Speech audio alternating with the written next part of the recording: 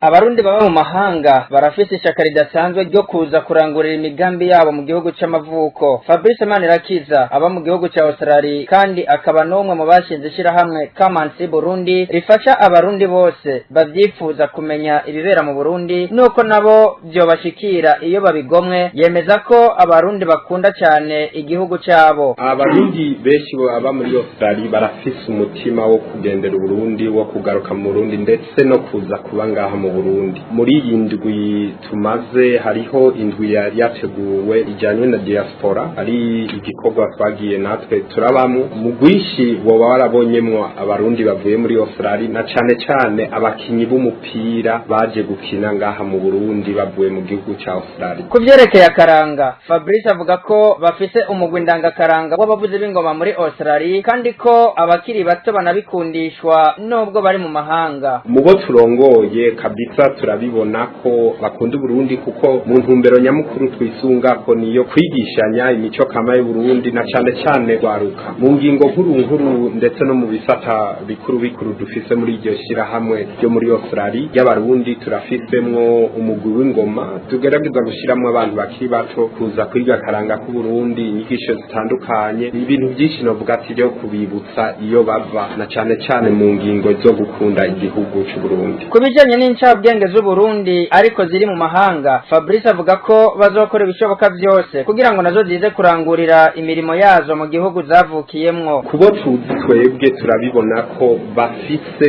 ikiyumviro ndetse n'ishaka ryinshi ryo kuza guteza imbere u Burundi, ariko nk'uko mwavyumvise uyu munsi tukaba twashizwe ahagaragara iri shirahamwe rya See Burundi. Twebwe mu ngingo nkuru zigize iryo shirahamwe niryo kurondera n'izo cabwenge z'abarundi ziri mu mahanga tuzizana i Burundi na cane twisunze kuterambere kuko barakenewe ngaha mu Burundi ko bohashika bakazana ubwo bwenge bwabo ngaha mu Burundi. Mwamenya ko mu ntumbero yo gufashanya n'ugwaruka rw'u Burundi rwo kazoza kejo ku gihugu, ugwaruka rw'u Burundi ruba mu gihugu ca Australia rwashinze ishirahamwe rihuza abarundi bari mu mahanga n'abari mu Burundi.